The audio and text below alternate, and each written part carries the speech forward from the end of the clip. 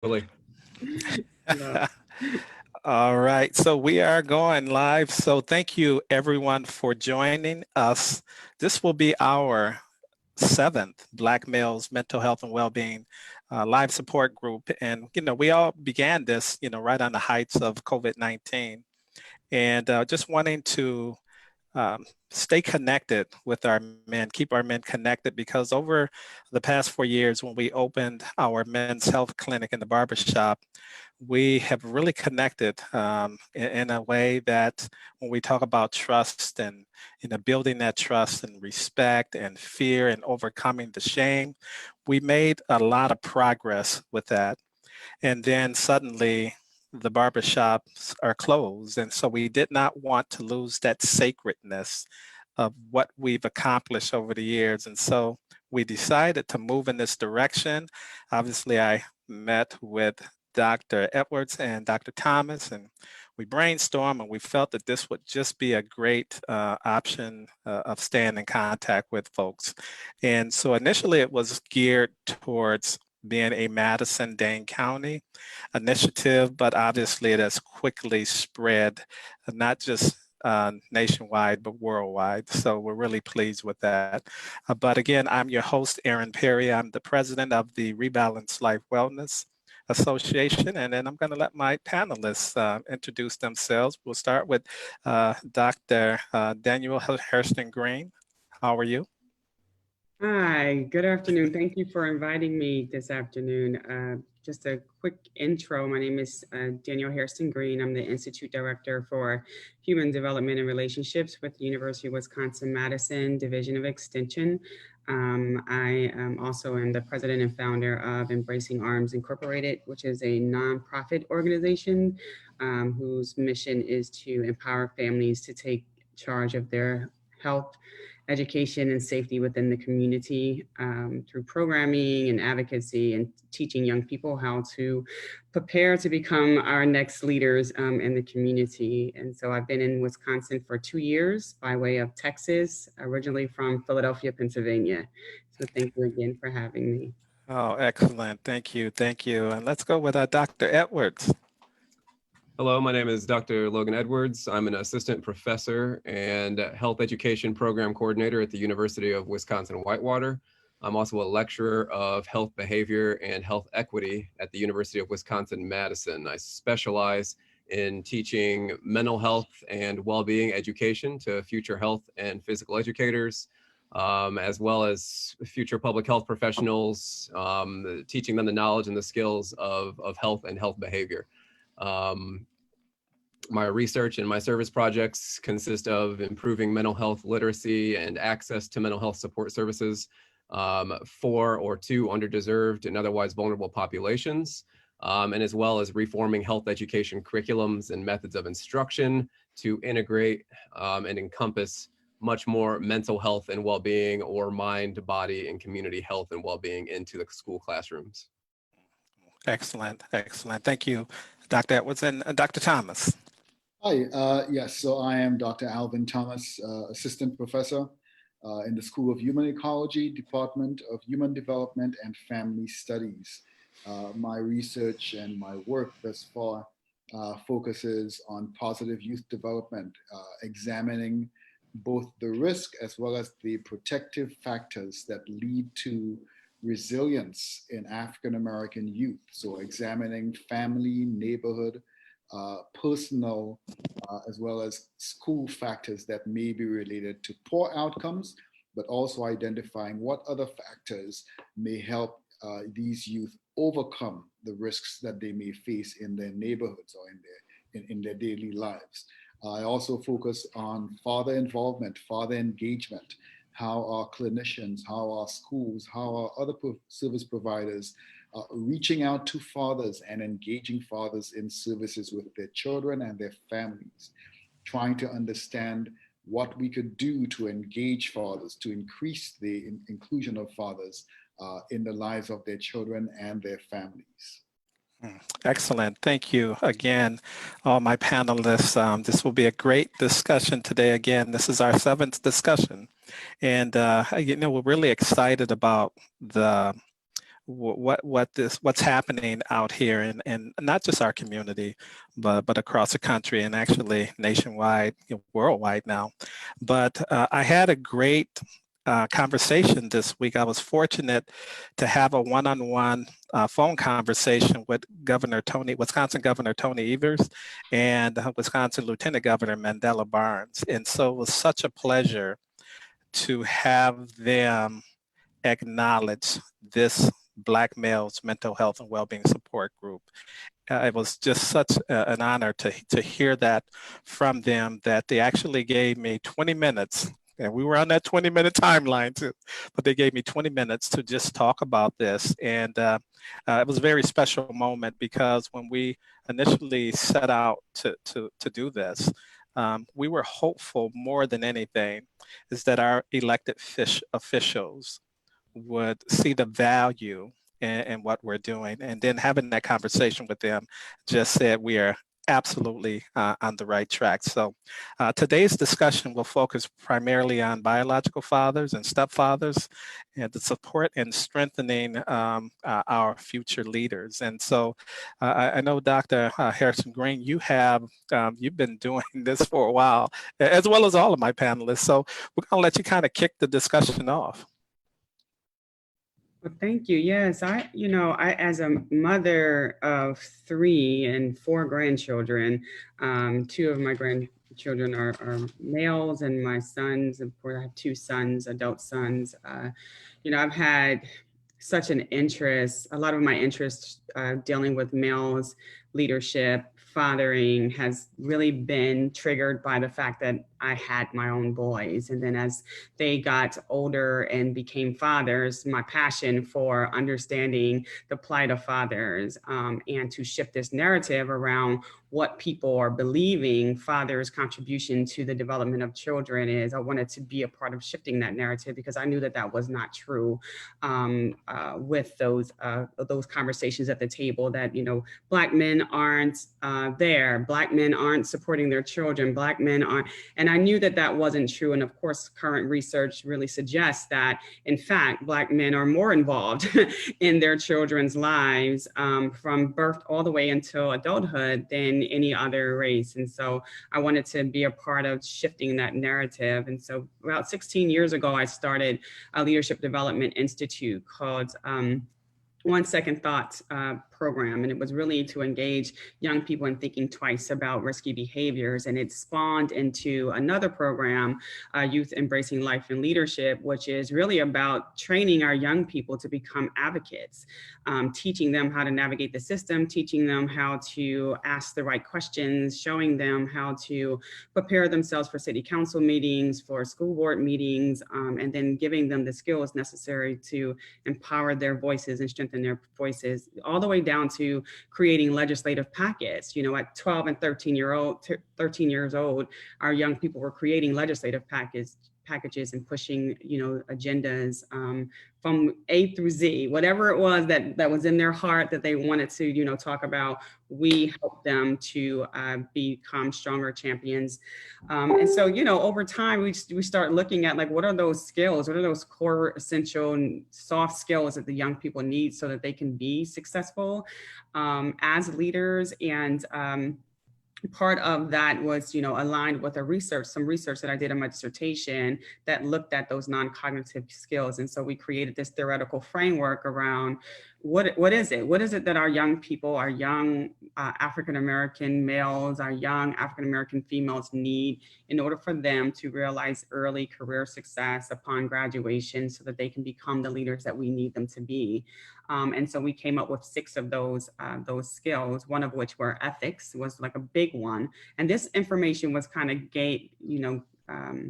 gleaned from talking to industry leaders. And what we found was that young people thought the skills that were necessary to be successful was way different than what the leaders were saying they needed. And so there was this disconnect there. Many of the young people was like, well, as long as I'm good in school, as long as I, have good grades, as long as, I do X, Y, and Z, I will be fine. I'll go into these careers. I'll take on leadership roles. And then we found that the leaders are like, yeah, no, we don't really care about your grades. we really want you to be able to think critically. We really want you to be able to have effective communication, work in diverse, situations. We really want you to be able to collaborate with others. And how to manage through conflict, and above it all, have some ethics when you come to the table. And so we train and we teach our young people those core essential skills daily, to help them realize some early career success upon graduation. Excellent, excellent. And one of the things I wanted to ask the panelists, when we talk about the negative stereotypes that exist in our country, especially as it relates to Black father involvement, how dangerous is that, and that effect on our young man? You want to take that, Dr. Thomas?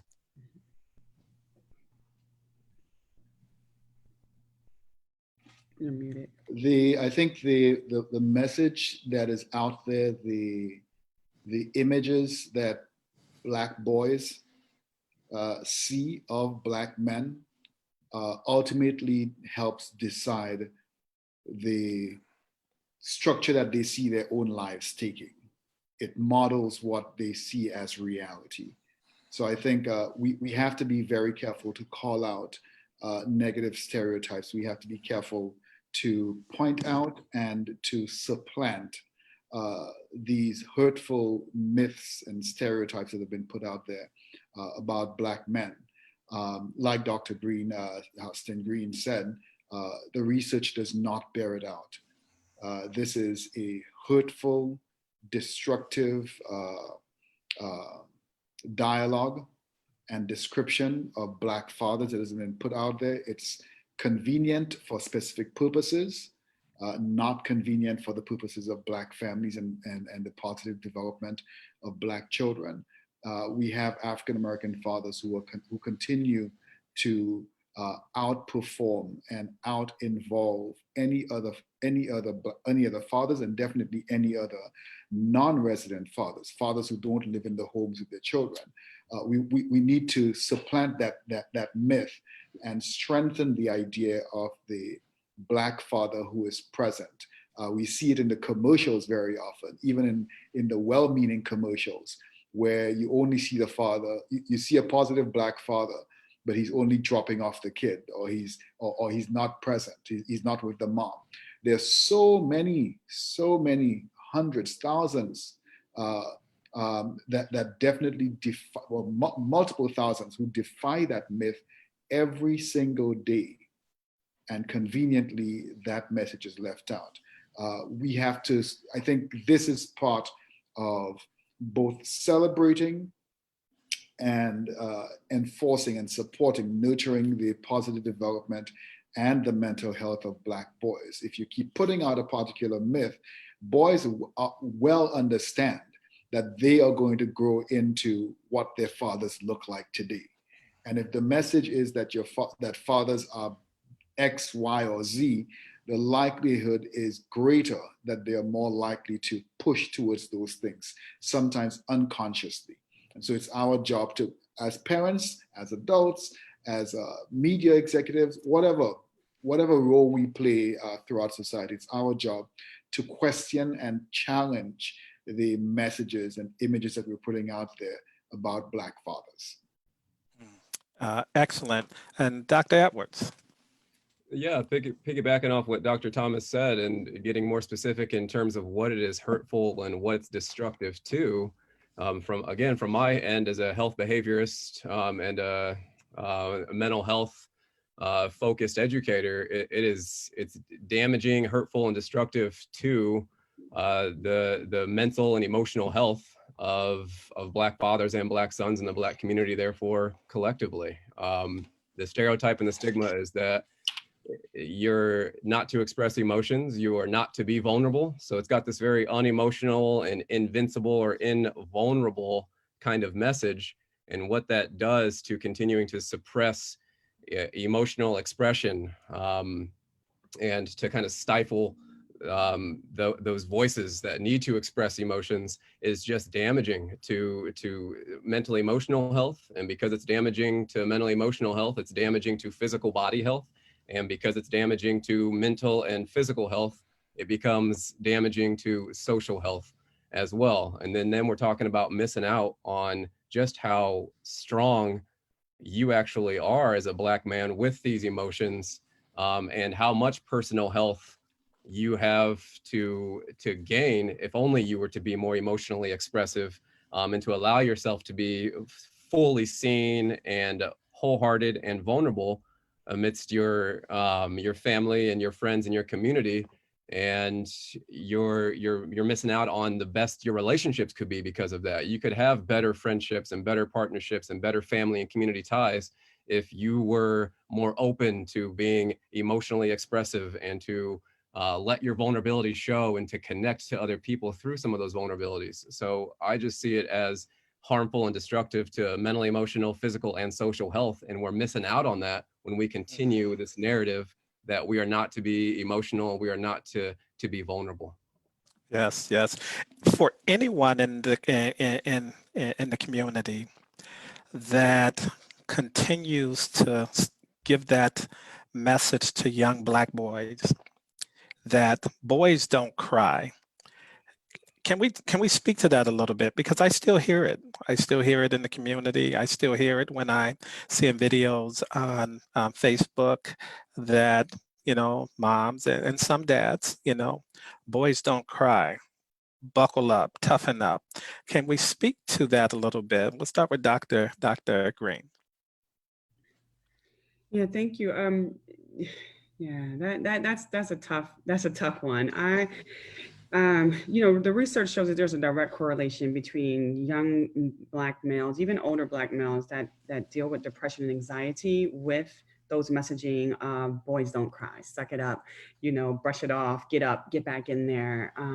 That is damaging. It damages your mental health. It damages your ability to not only communicate with other people, but actually forge healthy relationships, whether it's romantically or just professionally, because of this narrative that they've, have been embedded in their DNA that they need to suck it up. They can't walk towards their emotion. They have to walk away, from their emotions. And I think, and unfortunately, I have to even admit for myself as a young mother, as a teen mother, raising my boys alone, that was some of the narrative that I was sharing with them. Like, get up, as soon as they would fall and hurt themselves, I'm like, get up immediately, shake it off, and I would even do the shake off dance with them, it's okay.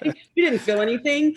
And so we don't think, even as moms, really caring for our children, how that consistent message of don't cry, it didn't hurt, impacts their ability to really express themselves and be vulnerable and be authentic in how they're feeling about something, and really address core issues that eventually leads to stress and anxiety and sometimes depression in our Black males. So yeah, that's really critical, and I've worked really hard with parents in addressing those issues and addressing that narrative and having different conversations with our young men and encouraging them to walk towards that emotion, embrace that emotion, because you have every right. And that is good healing for you to be able to have a space to let those emotions out.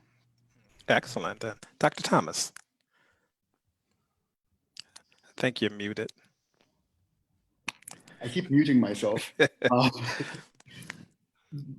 I think and this is not just from the parents' perspective, we see it and hear it happen at schools. We hear it happen from other adults, and we hear it happen even from within the peer group where kids are socially sanctioning each other.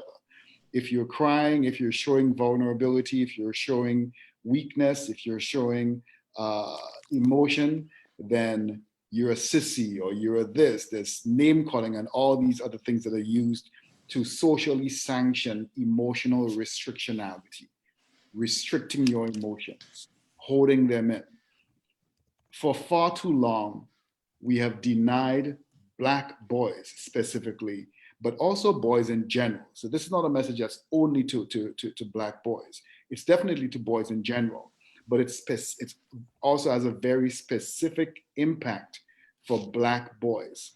We have been denying Black boys their tears, their fears, their vulnerability, and their emotions. And we are surprised when they grow up to be men who have difficulty handling those same emotions. We support and encourage everybody else to share these emotions, but we deny Black boys those things. To deny an individual their fears, their full emotional life, is to deny them a huge part of their humanity. That's what makes us human. That's what makes us relatable, that we can look at somebody else and see the hurt in their face and empathize, because we know what hurt feels like. We may not necessarily know their specific hurt, but we know what hurt feels like, and we can empathize. We can meet them halfway because we understand what it feels like, and we know how to reach out to them because we know how to reach out to ourselves. Black boys are denied that. They're denied that huge part of their humanity. Emotions held in. Let me step back. Emotions are not just there to allow us to feel something. They're also an outlet valve. Think of it like a pressure cooker. If there is no outlet valve on the pressure cooker, disastrous things happen. Emotions are our outlet for very strong things, very strong forces that are going on within us. Spiritual, psychic, emotional forces that are at play within us. So you see somebody you love and there's this strong desire to run up and hug them and kiss them and dap them up and all that wonderful stuff. If you hold that in you and don't dap them up, you feel restless. Your body starts to react because your body is telling you you're doing something that's unnatural, that's not human. If you feel angry, somebody pisses you off, there's a feeling in you that wants to do something about that. And for a lot of people, crying is one way of releasing that. For other people, exercising, speaking about it. These are all different ways of being able to get those emotions, those strong forces within your body, to get them out, to create that, to use that release valve. But we're telling Black boys, no, no, no, no, no. You can't let any of that out. You hold all that in you, and it stays in you, and all it does is it bounces around your body like shrapnel. It just tears around inside of you because all the different hormones, adrenaline, testosterone, all the other neurotransmitters that are going on in your body are saying, this is for the release. You're saying, don't let that be released. Let that just keep coursing through your veins. And we wonder why African Americans and African American men have so many health disparities. It's because we're holding these forces that should be released, we're holding them in our bodies and allowing them to destroy us. Now, I try to understand why it is that Black parents would pass on that message to their sons. And I think for me, what I hear when a Black father says to his son, man up, don't cry, suck it up. What I hear him saying, what I hear mom saying is, this world already has a target on you.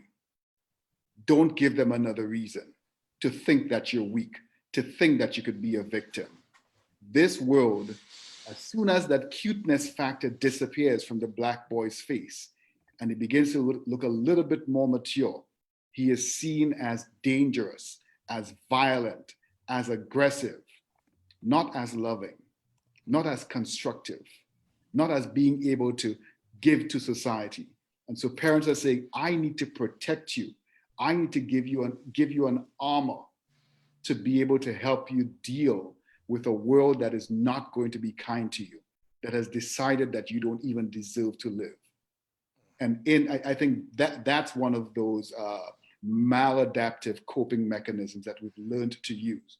It's our job, though, as parents, as we listen to things like this, to go back now and start to try to dismantle, find other ways to strengthen your kids. You can still strengthen your child while still allowing them all of their emotions. Wow, that's deep. Thank you, Dr. Thomas and Dr. Edwards. Yes, and that is strengthening your children by allowing them to express all of their emotions, regardless of the stereotype or the stigma around those emotions. Any emotional expression is healthy to do. So I love, Danielle, that you spoke to the word authentic.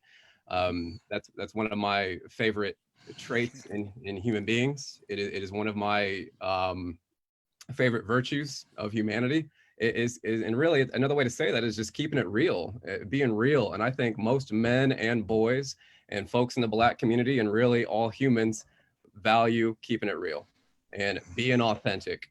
And that's what being emotional and that's what being vulnerable is. You are keeping it real as a human being. So this notion of men don't cry, I just respond back to that always with, well, human beings cry, and human beings are social emotional creatures who are vulnerable and who cry and who need help and who need support. So are you a human? And if the answer is yes, well, then you cry and then you're emotional and then you're vulnerable. So be real, be authentic, and be those things. And this is being an athlete my entire life, from middle school all the way through college.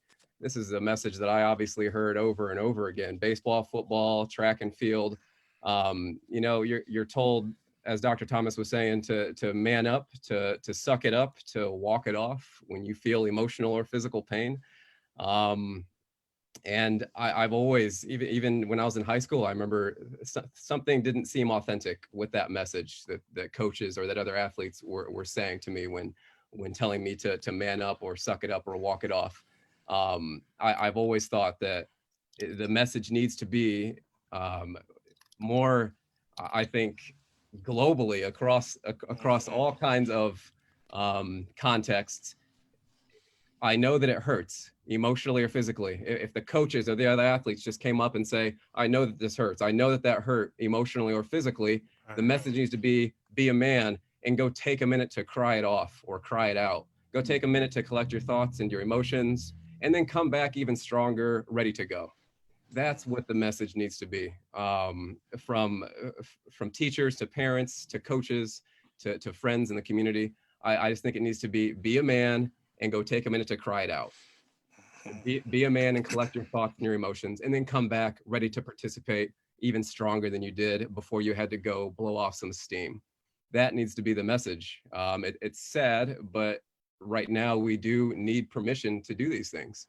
And we need permission from our parents, and from our fathers to go cry and to go vent those emotions in a constructive way. We need that permission from our teachers and from our coaches and from our friends, as I said. And again, the message to me that I try to teach my students when they're talking about emotional health and well-being in the classroom is to frame it as boys and men are strong enough to cry. Boys and men are strong enough to cry, because it's hard to do, especially in front of other people. And that's that first sign that it is manly, quote unquote, to do, because it's hard to do. And if you're able to do what's hard, okay, then you've got the strength to do what's hard. And that's what that shows. It shows strength, it shows manhood. So it's about the messaging and about the words that we're using to frame it and contextualize it. That crying is not just strong, but it's healthy. And one more analogy that I use for my students sometimes is thinking about how we all feel when we're nauseous or we feel like we have to puke. And our first instinct is always to not to want to. You're always thinking to yourself, I don't want to go throw up. I don't want to puke. I'm going to try and hold this back and feel like crap even longer until you go throw up. How much better do you feel? I use that same analogy when it comes to crying a lot of the time. Sure, you don't want to cry in front of people. You feel like you've got these messages that say, I can't cry. That's weak. That's vulnerability. But when you go cry and come back, tell me how much better you feel emotionally and spiritually and socially that you just let that out. So I kind of look at it as like a purging or a vomiting almost of some of those emotions that need to come out and stop making you feel bad. Because as Dr. Thomas said, it will stay in you and it will create biological and psychological damage the longer that you hold on to it. So we just have to frame these messages and contextualize them with different language and words in a different way. And Aaron, is it okay if I share my screen real quick and show something? Oh, absolutely. Okay. And I know that Danielle and Alvin are familiar with this author, Tony Porter, I'm sure. Oh yeah, I remember Tony. Yes, and you too, Aaron. It's got this notion called the man box, which I want all the audience members to familiarize themselves with this. Buy the book, familiarize yourselves with the image, but here's an image of the man box. And I look at this box like a prison, almost, not a physical prison that's locking you down physically, but a mental prison. You box yourself into these notions of what being a man is, and you are imprisoning yourself mentally, emotionally, socially, spiritually, in every kind of way, damaging your relationships, just like being incarcerated and imprisoned physically would damage your mental, emotional, social, spiritual health and well-being. So here it is. We've got these messages of don't cry or openly express emotions. I flip that. I say cry and please openly express your emotions. Teachers, fathers, coaches need to say this to every man that they encounter. Do not show weakness or fear. It's actually strength to face your fears by crying in front of me and by letting your emotions go in front of your friends and in front of your teammates. That's a strength. That's not weakness.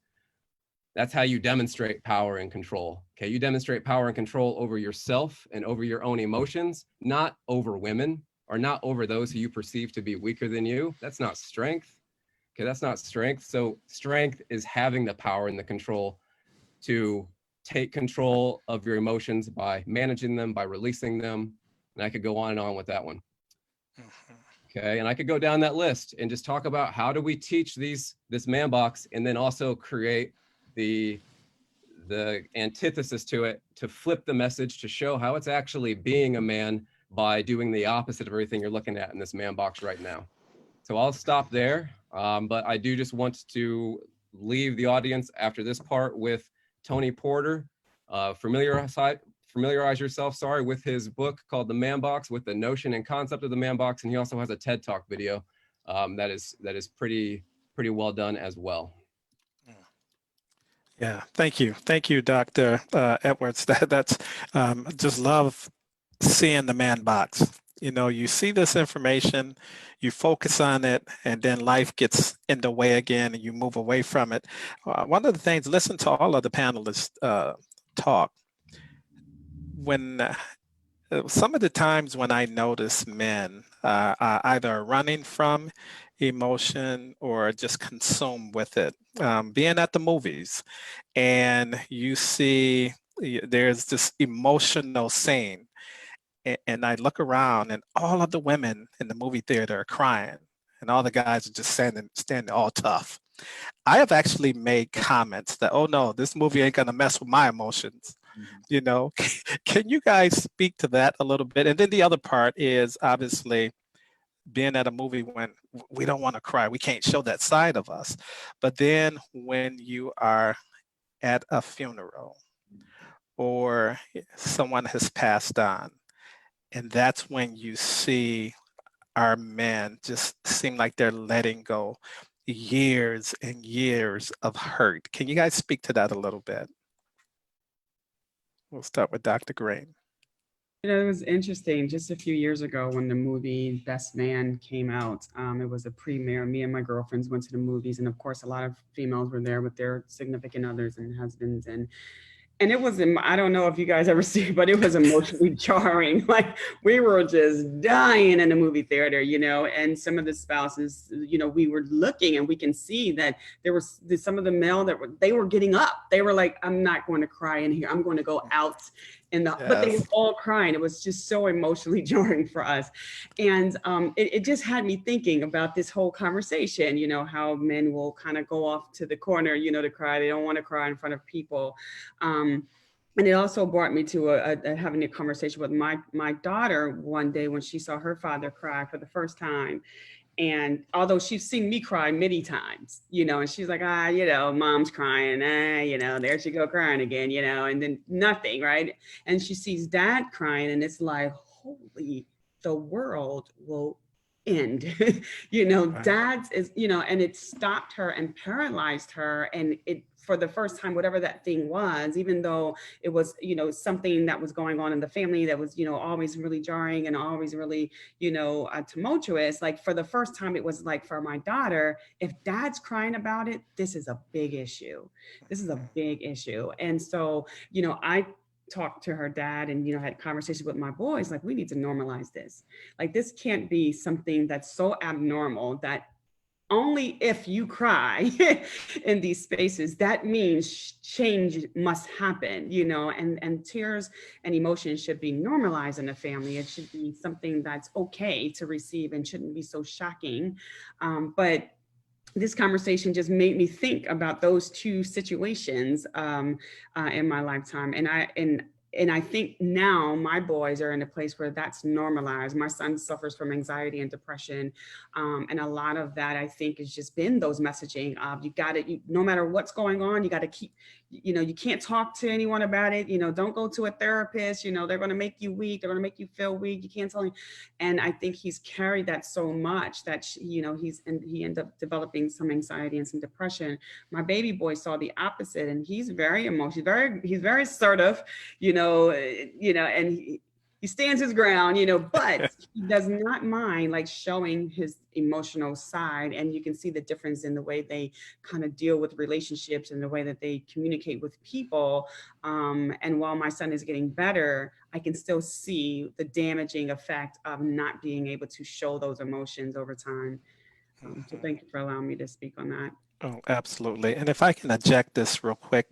So, of course, everyone has seen the video of from Buffalo, New York, of the team, the police team that assembled to assist in controlling the protesters.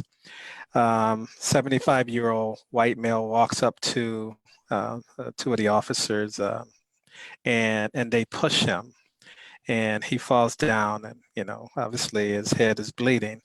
But then you see all of these men they keep walking, with the exceptions of one. He stops and appears to bend down to assist, and his teammate grabs him and basically ignore that, keep moving. When you start to see jobs, people's employment that encourage this non-emotional stuff. I'd like to come back to that, but I want to give you guys an opportunity to respond to the being at the movie theater and and running from that emotion. So we'll start with Dr. Edwards, and then we'll go to Dr. Thomas. What that reminded me of, Aaron, was the same thing that you'll see on television interviews. Sometimes you'll see the interviewee discussing something emotional or reliving something that was emotional, and they'll start to cry. And what you'll see 10 out of 10 times is they pause and they apologize. Yes. And I always shake my head, or at least will speak out if there's somebody to have the conversation with who's watching that interview with me sometimes, to just be like, why is that? Why do they feel like they need to apologize? And this can be a man or a woman. And it always rubs me wrong when I see this on television. You'll see the interviewee start to cry, pause and say, sorry, give me a second. I'm sorry, I'm crying right now on camera. Again, the message needs to be the exact opposite. Just continue to speak through your tears. Continue to let those fall down your face. Wipe your eyes if you feel like you need to. But the last thing you should do is apologize, and especially for men. And the same thing that happens in my office. The kind of person I am and the kind of teachings that I advocate, I think points to me as a person that students feel safe to come to and disclose uncomfortable emotions with, or childhood experiences with, or just talk about a bad day that they're having. They come to my office and they want to talk to me about some of these things. And the same exact thing, boys and girls and non-binary folks alike will start to cry, and then they say, I'm sorry for crying. And that's my opportunity in a small way to immediately correct that and say, no, don't be sorry for crying right now. That's what this box of tissues on my desk is for. I've got these here for you to cry. I want you to cry. You should be crying about what you're telling me right now. That sounds painful. That sounds scary. That sounds hurtful. Please cry. So I really try to push that on them and say, the tissues are here for you to cry. I want you to cry. You should be crying. Never apologize for your tears or for your fears. And I love that alliteration, Dr. Thomas. Thank you for that. Tears and fears. Those things need to be advocated for and encouraged, especially in our young Black men and boys. And then myself in the movie theater in that situation, Aaron, I try to practice what I preach and what I teach in that sense. I know that the cultural norm is to want to apologize for crying and not want to be seen crying. Let me take a step in the other room and cry this out. I try to fight against that. And I try to let my eyes well freely. I let the tears go down my face freely. I wipe my eyes with no shame or with no embarrassment. And I'll just speak to it and say, whew, this movie or this situation really has got me all in my feelings right now. And the social cultural norm is to not want to be in your feelings. And I hate that too. We should be in our feelings. We should be in our feelings. And I admit that because I'm man enough to show my feelings. And I just follow that up with saying, aren't you? What about you? Aren't you man enough to admit your humanity, that you got some feelings that you're in right now and you're letting them out by crying? And I just try to practice what I preach and be that example. Excellent. All right. Dr. Thomas. So I may catch some flack for this, and I'm okay with this. Dr. Heston Green, you will no doubt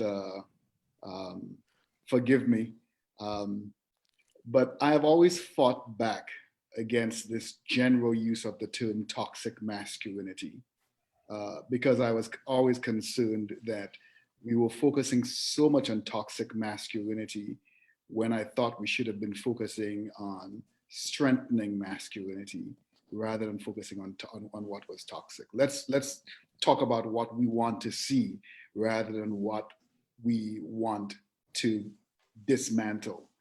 And I think if you want to see toxic masculinity in its rawest form, look at our policing system. That is where toxic masculinity lives. And we saw excellent examples of it. And it's not just the men, the policemen. The police women are also very complicit in toxic masculinity, because toxic masculinity is not about being a man. It's about a certain set of values that prioritize something over a person, values that de-emphasize the humanity of another person. That to me is what toxic masculinity is.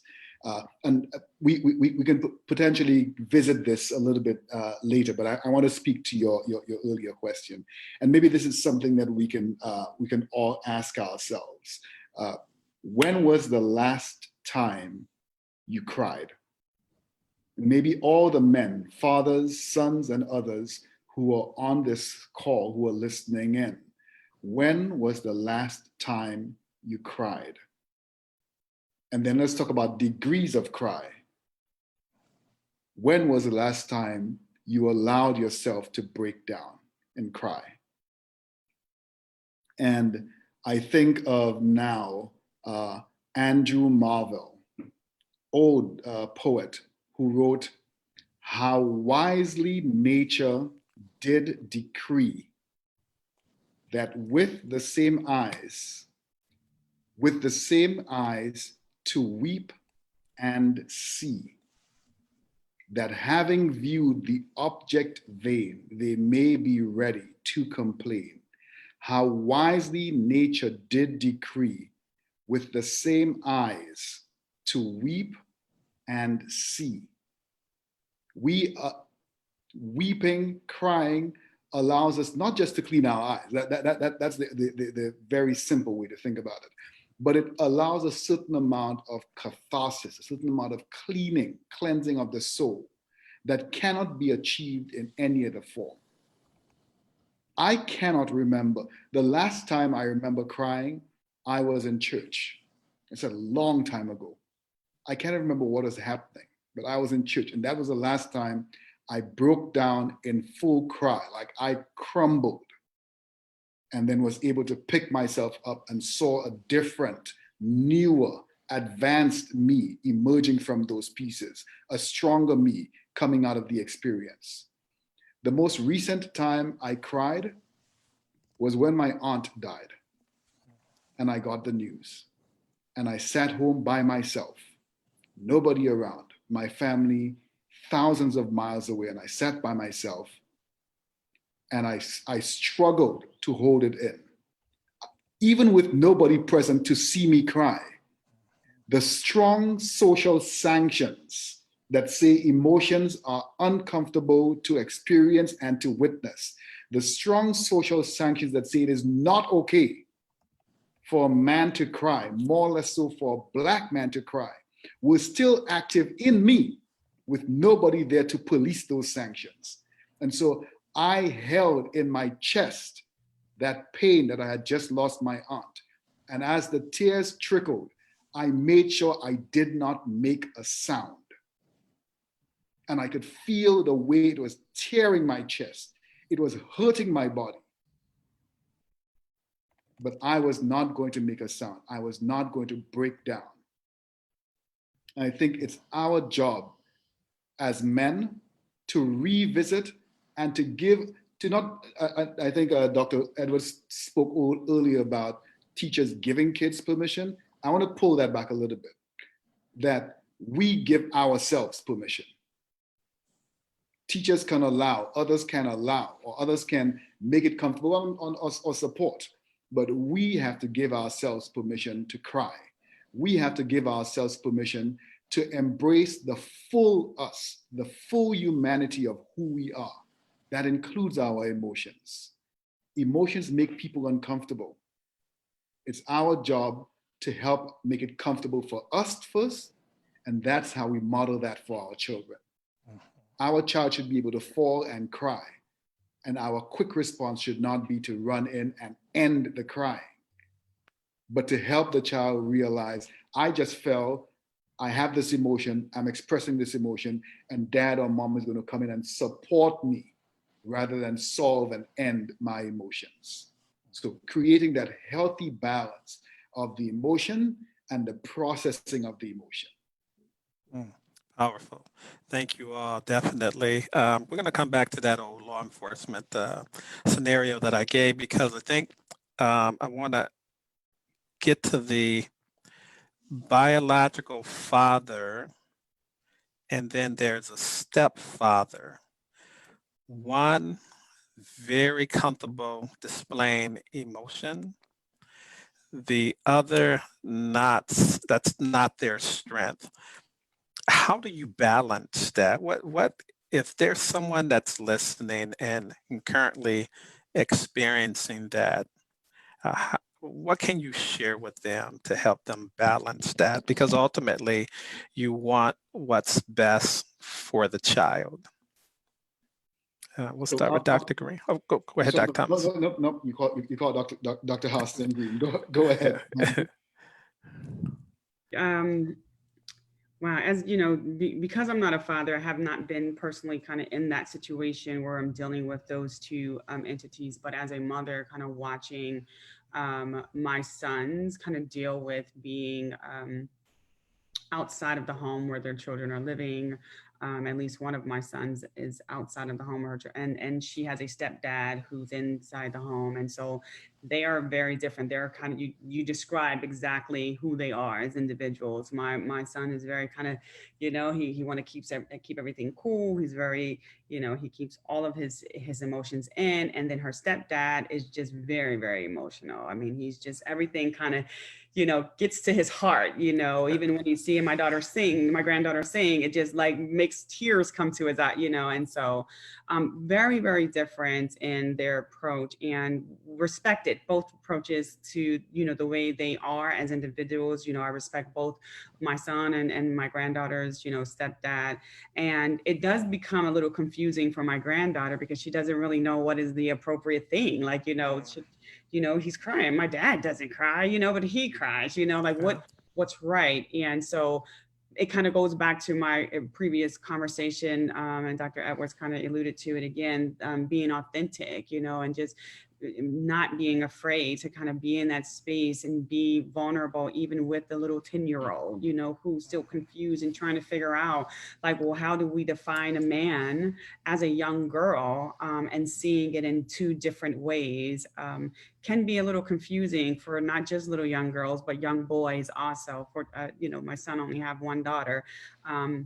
But she has a little brother, and so he's seeing these two dynamics, and I don't know, you know, how to coach those two situations, but I do know that they're being as true to themselves as they think they can be. And I know that my son is working through trying to tap into those emotions more so that he can, you know, reinforce with his daughter that it's okay. It's okay to see emotions. And it's okay that me and your stepdad are different individuals and approach things differently. But I would love to hear from, you know, Dr. Edwards and Dr. Thomas regarding like what their reflections are on that. So I'll jump in. So co-parenting is a team activity, regardless of who is on that team. Each individual plays a specific role in that team, and those roles are to support the team ultimately and to support the outcome that the team is looking for, which is the best outcome for the child. So whether you have a dad, stepdad, or mom and stepmom in the picture, I think it's first getting on that common path that we're all here.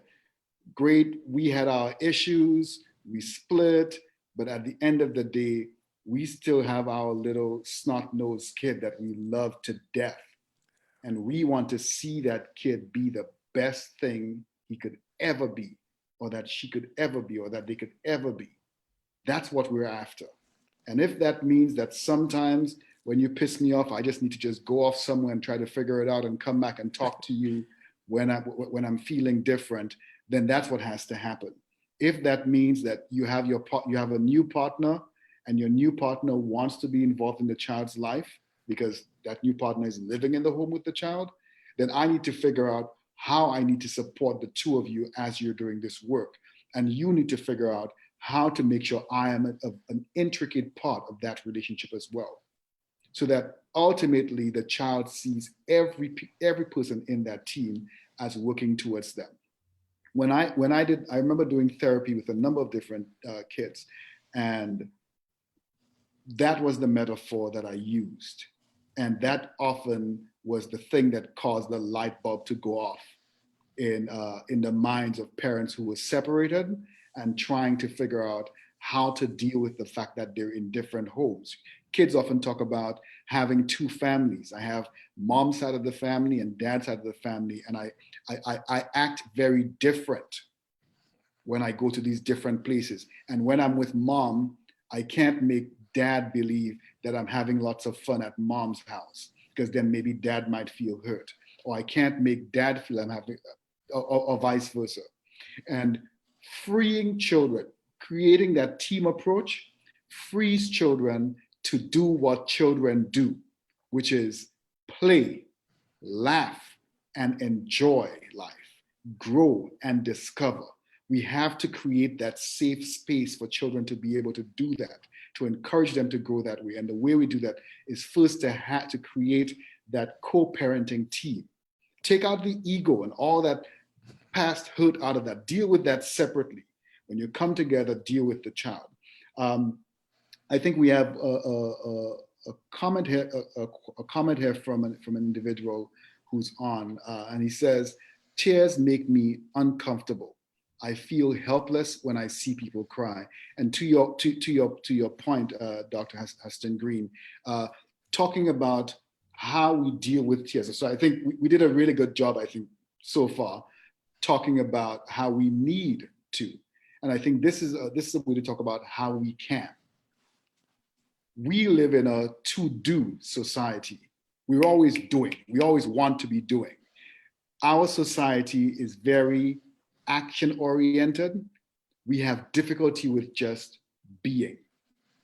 So ours is not a being society, just being present, just existing in the moment. We all, even while we're doing things, we're thinking about the next thing that we have to do. rather than just being and existing and loving the current space. And so when you have somebody with you who's crying or somebody near you who is crying, very often they don't want you to say anything or need you to say anything. They just need you to be, to just sit with them and let them cry it out, because you can't cry for them. It's about their body. It's their body responding. If you're chopping onions, my eyes can't water on your behalf. Your eyes are going to just naturally water as a reaction to that. It's the same thing. If you're going through grief or some strong issue or whatever it is, your body naturally responds to it. And if tears is your response, then my responsibility as a person who loves you, a person who knows you, a person who's around you, is to allow you to have that response, to support you in having that response. And part of that is just physically just being there. And if you ask, then I can see, I can then support you with my words. But part of it is just physically being. So to the person who talked about feeling uncomfortable and feeling helpless, you can feel powerful, not helpless, when you see people cry by just being there with them. Simple thing, right? But yet so powerful. Just be there with them. Yeah. Yeah, thank you for that. And thank you for that question. And I mean, we love it when our men and our women are, very vulnerable and really are willing to put their emotions and their feelings out there. So thank you for that question. And also, if you guys see questions that jump out at you, feel free to respond to them. But Dr. Edwards, you're up next. Yes, Aaron, what was the exact wording of the scenario that we're reflecting upon? I believe it was brought up by Dr. Green. Dr. Green, can you speak to that? I'm sorry, what was the question again, Dr. Edwards? What was the scenario that we were just speaking on? Mm-hmm. We were talking about the difference between, having a stepfather and a father, Oh, yes. who's, who shares emotions, and another one who doesn't show, emotion. Yeah. Yeah. Thank you for that. And I apologize for moving away, but yes, go ahead, Dr. Edwards. There's so much good dialogue going down all kinds of different thought pathways that I was like, wait a second, what was the exact scenario again? Yeah, I think that is something, at least in emotional health literature, that you'll see is quite common in families. Whether it's father, mother, or father, mother, stepfather, or parent, or biological parent. Typically, there's different ways that either of those caregivers are expressing their emotions, and that does have an impact on the children. I think that I'm not as comfortable as you two talking about parenting or child rearing, and especially myself being far away from having kids at this point in my life anyway. I can just speak to what's healthy, and I know that communication, and especially the parents communicating their own emotional styles, if they know their attachment styles, if they know the emotional environment that they grew up in, and then how that emotional environment impacted their emotions and their emotional expression, knowing that is power. And then knowing which one of you is maybe more expressive, or which one of you maybe is more passive, or which one of you is more vulnerable environment that they grew up in. And I think that's to me where the situation needs to begin, with both caregivers having a conversation with each other about how are we with our emotions, what's our background on emotions, and how do we express our emotions, and then kind of tag teaming that on, okay, so what's the best way to address our children when it comes to their emotions now. And then you use what's natural and authentic to you. I'm going to use what's natural and authentic to me, as long as we're both keeping in mind the well-being, the emotional well-being of the child. I think that is a winning strategy. It's never easy. Emotions are uncomfortable, especially if you grew up in a household where emotions weren't able to be expressed comfortably. Or even if it is for you personally to express emotions, it's going to be difficult. It's not going to be easy, but I think that communication about emotions between yourselves and then even with your child is a winning strategy, however long it takes to get there. Excellent. And Dr. Edwards, we're actually going to stick with you with this next question. And for someone, man, or woman that's married to a man, or man that's married to a man, however be it. But if you're married to someone that shows very little emotion, and it's becoming an issue for you, it's starting to eat at you, how do you encourage that person to approach that conversation? Great question. Let me think on that for 1 second.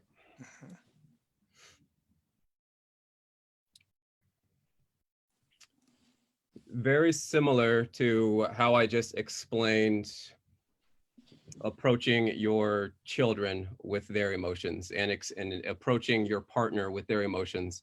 And then borrowing a little bit from what Dr. Thomas was saying, that you have so much power in just being there and listening non-judgmentally to whatever comes out of that person's mouth or whatever emotion is being expressed. So I think that starting off that conversation with softly with saying, I need to, for us, talk about how we express emotions and how our emotions are being expressed and received within this relationship. And perhaps how that's maybe affecting our child. Is that okay to have that conversation with you? Almost giving them the power to say, yes, we can have this conversation, or yes, we can talk about this. Not coming at them full force and saying, we need to talk about this now, and we're going to talk about this because I want to talk about this. I think that going into it, that conversation like a partnership, and saying, I've got concerns, this is how I feel about these concerns, and is it okay that we talk about this? And let them say yes. Hopefully, most usually in communication skills, if you give somebody the power to say, yes, it's okay to talk now, or yes, it's okay to ask that question, or yes, it's okay to go there in this dialogue, they typically will say yes, just because you didn't force it upon them. You let them allow that conversation to happen too by saying, yes, we can talk about this. So that's kind of step one to me, is just making sure it is a partnership in the communication or in the conversation, that this is not just for me and something that I want. This is something that is for us, and that I think that we need to discuss without trying to point fingers or point blame or call people out. It's a team partnership, and we're going to talk about this back and forth together. And also we're going to listen, and we're going to listen non-judgmentally and just be here with each other in this uncomfortable moment, and agree to be here with each other in this comfortable moment and just listen. I think that that's maybe first steps, kind of basic 101 on how to approach that difficult conversation. Excellent. And Dr. Harrison Green, we'll go with you next. Sometimes, you're thinking about, expressing yourself with your spouse or your loved one. It's almost like, an open invitation. People won't come. I know for certain people don't come to my house unless they're invited. Like, they already know. They don't come on over here, and I don't care if I'm sitting here staring at their front door. If you come over here, you ain't invited, you stay on the other side of that door. And so I think that's the same with emotions. Like, folks, tend not to come unless they're invited into that space, right? And so when we are in relationships, I know one of the things I have a friend of mine, she would say she felt like she was emotionally cheated on because her significant other would never share an emotional side of him. Like, he would show emotion when he's watching the football, when he's watching politics, like he shows it. But when it came down to the things that for her mattered, he wasn't communicating those emotions. And so one of the things that I believe, like the first thing in really engaging that conversation with your loved one, or really wanting to shift that behavior so that maybe your loved one would be more receptive to sharing those things, is check how you react to that person's emotions in the first place. Because there may be some things that you're doing, some body language you're giving off, something that you're doing that's keeping your loved one from being able to share and be vulnerable in that space, consciously or unconsciously. And so for, my advice to any individual who is in a situation where they want their loved one to share, I put it back on them and say, check how you're receiving that. Yeah. Excellent. Dr. Thomas. I think Dr. Heston Green hit it out of the park. I think that to me is probably most important. Even before we start asking people to sometimes we ask people to join conversations with us, and we've sent them messages that tell them implicitly and sometimes tacitly that we are not ready for those conversations. So you tell somebody, hey, I don't know, you're just not sharing your feelings with me. But when they're screaming at the TV, we tell them they're being too loud or to tone it down. Well, if you want my emotions, do you want my emotions, or do you want some of my emotions and only the emotions that make you feel comfortable? So I agree with Dr. Heston Green that our job is to check with ourselves first to make sure that we're sending the correct messages, the correct implicit messages with our body language and otherwise that say that we are here ready to receive your communications of emotions. We are here ready to sit with you and your emotions rather than just respond to it in judgmental ways. I think of it from the point of view of how you see introverts and extroverts interact. I am somewhat of an introvert, I think, primarily more introvert than extrovert. And I have extrovert friends who try to get me to do things that I tell them in my introvert ways that I am just not prepared for. Like, oh, let's go out and do X, Y, Z. I'm like, you called me like 2 hours ago. You needed to give me like a whole week to prepare myself for this. If I'm going to be going out among 100 people and walking around and having a drink and eating, I would have had to prepare myself for a week to build up that energy to last when I go out there. But they don't see it because that's not who they are. And it's the same way I think with people who have these very strong emotional lives. They want other people to express their emotions because that's what they're accustomed to. And because they're pushing it, they often don't realize how they're either stigmatizing the emotions for the other person, or how they may be pushing away the other person from actually feeling comfortable with sharing their emotions. So I think part of responding to that, though, and I'm going to bring in the father's piece into this, is scaffolding emotions. So as you see the emotions in other people who you want to share emotions with, realize and step back, recognize how you're responding to it, and then provide some small ways to allow the individual to express that emotion back to you. Another tool I often give parents is forecasting. So with children, for instance, a child 5 years old is sitting down and is having a temper tantrum.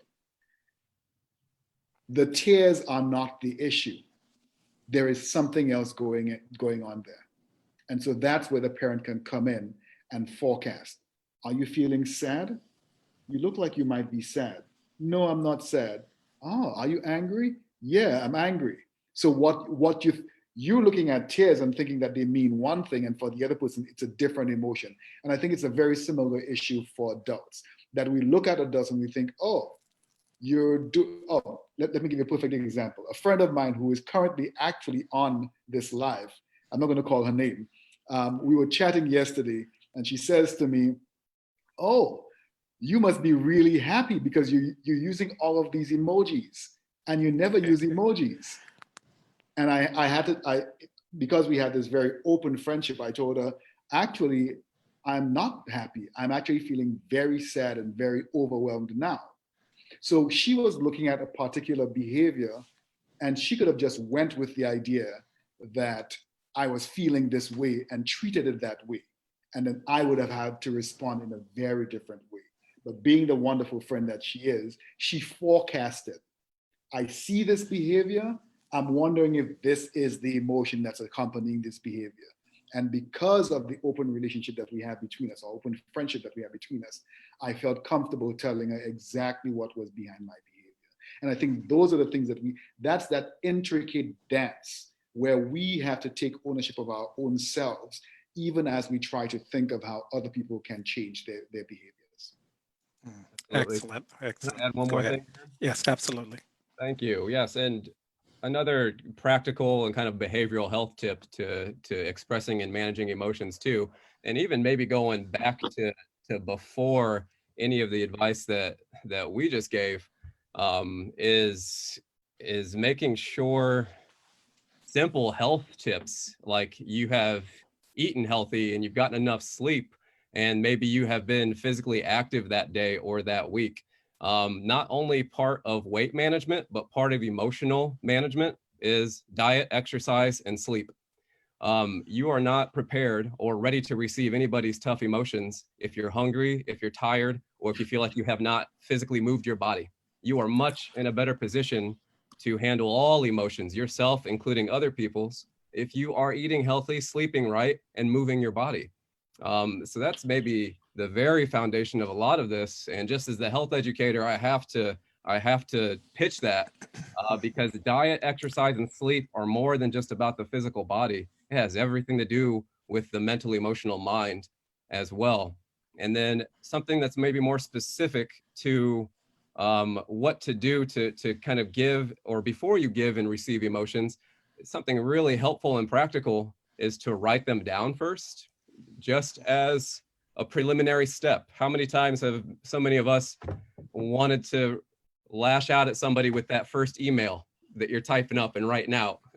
And you put that and you save that in your inbox and say, I'm going to come back to that tomorrow. Let me reread it. And then every single time you reread that text message or that email or whatever, that social media post, whatever it might be, you always will probably feel more calm, cool, and collected to rewrite it. Let me rephrase this, not come off so harsh or so sharp because I was upset when I first wrote that. So sometimes writing it out first, for the person who's giving the emotion, is a helpful practical tool, to a first step before you actually express that verbally. And then maybe even delivering that letter or that message to some, you almost swap that writing. Let's write how we feel about this situation or about each other in writing first, and let's read what we wrote. And then maybe once we thought and reflected about that first wave of emotions that you wanted to express in writing, then we can come back tomorrow and verbally address what we wrote down and how we're thinking and feeling now. Just as some very basic practical behavioral tools on maybe how we can manage and express our emotions better. Diet, exercise, and sleep, writing it out first, reading it first, and then verbally expressing it so that you're in a better position to give and receive. Excellent. And you know, Dr. Edwards, that was actually the next question we wanted to talk about, the connection to all of this to health. But before we get to that, I want to acknowledge a couple of people that are on the chat with us, as well as I want to give you guys an opportunity to give a little shout out to, if you see names of people that are supporting you. But I've gotten text messages from men in Davenport, Iowa, Columbus, Ohio. And then I know that I see that Mr. Brian Castleberry, he's the captain of the Madison chapter of Black Men Run up in Detroit, Michigan. If you guys, if you can, you know, Brian just got married, so he's a newlywed. So, you know, give him a shout out. Congratulations. Congratulations, Brian. Yes, I know he's going to be a little ashamed of that, but that's okay. But if you get a chance to go put his name in and go to look at his Facebook page, African American man that has two of the most beautiful young Black boys, and every time I see his photo, I think of that immense responsibility that he has, especially during this time. And, maybe that's something that in the future we'll get our fathers to come on and just share from their perspective, some of the challenges and some of the fears that they have.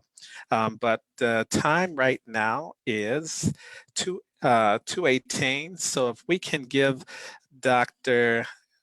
Harrison Green and then Dr. Thomas a few minutes to talk about the connection to health, and then we'll let Dr. Edwards round it out with that. So Dr. Harrison Green. Thank you.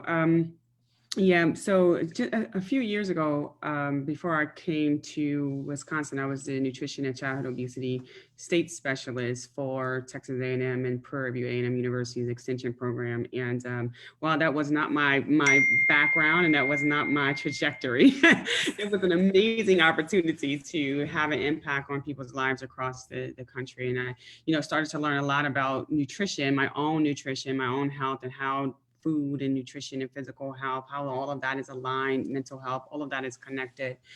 So I was really prepared for when my son, my adult son, who at the time was 25, left Pennsylvania to come and live with me after several bouts of, issues with his depression, some chronic disease, health disease that he had. He had a situation with violence towards him by police officers. I mean, it was just this, domino effect of things that was going on in his life. And so as mamas do, I'm like, you need to come on home. And so he did.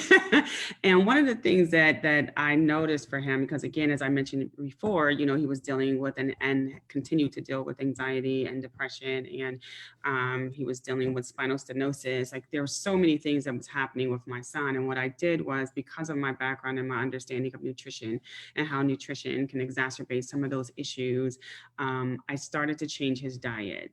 I started to take away, like I haven't fried food in years. I mean, I miss my fried chicken, but I kind of conditioned myself after a while to, stop frying food. I stopped, even purchasing things that, carbonated sodas, things like that, any type of foods that were, especially dairy, taking dairy out of his diet. So I changed, he changed his habits of food consumption because he was, of course, with me, and I was changing that. I was cooking every day. And I noticed that when I start changing what he was consuming, it was really helping him manage through all of his emotional health issues. Even his physical health issues changed dramatically. So there is definitely an alignment with, anxiety, depression, and the foods that you eat and how it exacerbates those symptoms and your ability to thrive. So, I can go on and on about nutrition and some of the things that we can do better. I'm no expert, but I know that it changed his life immensely. Excellent. Dr. Thomas. So I think it's our responsibility to step in, and I may end up moving a little bit away from the current topic. But I think talking about how we're able to support our children around emotions, how we're able, and I think especially for the fathers who are on here, trying to understand how to do that for themselves, but also how to do that for their children. The old analogy of putting on the mask on yourself before you can put it on somebody else whom you love, I think is very pertinent in this case. You have to take care of your own emotions. I think Vern, one of the attendees on here, was talking about the role that play has in the lives of a child, in the life of a child, and how fathers can use that play to pass on critical messages to their children. And I think he's spot on. So not just only fathers, but other men, other people who are in the lives of children can use those, use play to help shape the discussions and the conversation and the behaviors that children have around both mental health and emotions, crying and the like. Children, the work, I think it was Jean Piaget who said that the work of the child, or play is the work of the child. So you and I go out to work, if we're lucky enough to have jobs, and we come back and we're tired from work. Kids go out during the day and they play hard. And when they can't play anymore, they pass out and fall asleep. And they wake up and do it all over again. It's our responsibility to step into that play world and help children understand their emotions even as they're playing out these emotions. It's still a very safe space to step in and create that opportunity to help them understand emotions for themselves, but also help them understand emotions for other people. And if we can tap into that, I think we have a very good chance of changing how Black boys, but also Black men, see emotions and think of emotions. I think that has very critical connections to both the physical and emotional or mental health for African American men. Our responsibility, as we're doing with this here, is to change the conversation around mental health. We want to kick against it. What has been put out there, the messages, the stigma, the stereotypes, the myths that have been put out there, the cultural imperatives that say men are supposed to act in these very prescribed ways, like the man box that Dr. Edwards shared earlier. How do we kick against that for ourselves first and foremost? Accept those as true for us. Make them change how we act. And then apply that to our children, saying, this is what people have said, but no, this is who we are in this family. This is who I am as dad. And if dad is doing it, I will bet my last dollar, son is going to follow it. Yeah, excellent point. And Dr. Edwards, you are going to ride us out. So right ahead. I'll just say absolutely well said, Dr. Thomas. It kind of goes back to what I was talking about before on the permission. And I do love how you added to that piece on how we do have to give ourselves permission first to be the opposite or whatever's outside that man box. We have to give ourselves permission to feel those emotions and allow ourselves to be vulnerable first. And I did preface that with saying it was sad that we feel like as parents and as teachers and as coaches that we have to give anybody permission. But what we know with social cognitive theory, formerly social learning theory, is that nobody else in these young men's lives is giving them permission. So they almost can't give themselves permission to, because they don't even know that they can give themselves permission. So it is incumbent upon people now who have this knowledge that we do to give them permission, at least at first.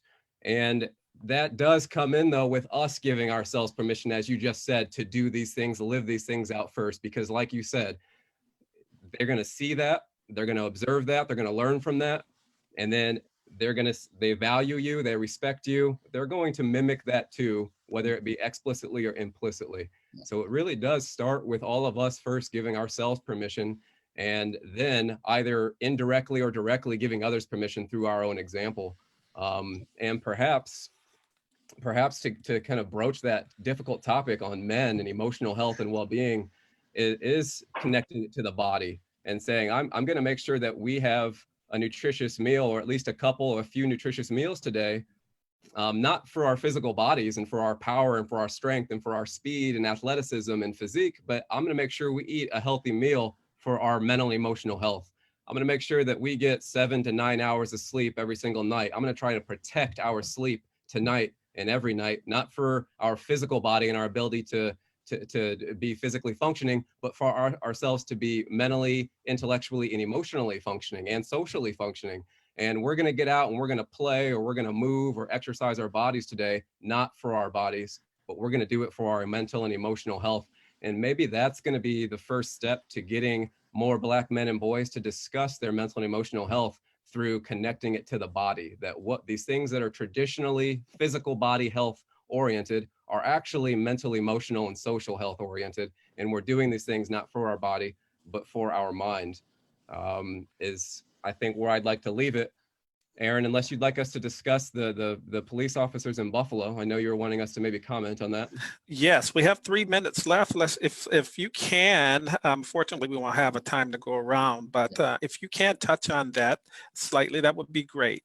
I'll go quickly since you asked, and it does go feed into a little bit of what Dr. Thomas was saying about unhealthy, or I'm sorry, I call it unhealthy, but toxic masculinity.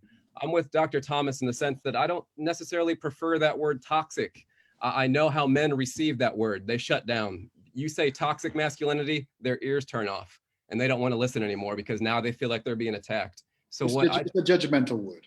It is. And there's nothing wrong with being a man. There's nothing wrong with being a strong man. There's nothing wrong with being masculine. And that toxic word attacks the word masculine as if there's something is. So what I say to my students is it's unhealthy masculinity. It's unhealthy masculinity. I think that's a more equal, fair term to put on it because it is unhealthy to be acting inside the man box. It's unhealthy for your mind, for your emotions, and for your relationship. So that what we saw there was an exact example of what toxic masculinity would be if we did see it. And the first thing I think when I saw that was that it's disgusting. It's infuriating. You'll hear this word disturbing a lot, and I think it's more than disturbing. I think it's infuriating to see that just the basic sense of humanity and decency be stepped upon like that. I mean, it was not necessary. It was a violation of basic humanity and decency. And to me, it points to the system. It's not necessarily that the 1 or 2 officers pushed him down and sent him to the hospital. It was that they had a system around them so quickly that was willing to lie until they found out there was video. And then 2, that they had 60 some officers step down from that role to protest their suspensions. It's systemic. It's not like the entire system is doing this, but they are protected by the entire system that allows them to do that. And that's the problem. Yeah, well stated, well stated. And so we are out of time. I want to absolutely thank all of my panelists. Thank you, Dr. Danielle Harrison Green. We so appreciate you joining us, bringing that perspective from the mama's role and, from your professionalism. Thank you so much for joining us. And also thank you, Dr. Thomas, you and Dr. Edwards. Yeah, y'all my roadies. We've been doing this and riding. I don't want to say riding or die, but we've been in this and we're going to continue to do this. But I pray that this session today was well received by participants. And again, I'm getting messages from people all over that have been joining us. So but before I leave, I obviously want to thank the sponsors, Wisconsin Partnership Program, SSM Health, and the All of Us folks. Thank you for supporting us and allowing us to be able to bring this to you. We will be here every Saturday from 1 p.m. to 2:30. Dr. Harrison Green, if you ever want to come back on and join us, you know what? That seat where you're at, you will always have, an open invitation to come on and join us. And also, I know that there will be some that will ask for folks' follow-up information. I never give out anyone's information, but I will share any emails that I get with you guys. So with that said, again, thank you so much. I also want to thank my IT people, Brittany and Joseph. Thank you guys for making this work for us. And all I can say is, go out, enjoy the rest of your weekend. Obviously, we are still living in some really tumultuous times. And I just hope that we can all just understand what's happening, be less judgmental towards the emotions that is being expressed by our protesters. Let them have their damn moment. Let them have their damn moment. And that's how I will leave this. So thank you all for joining us.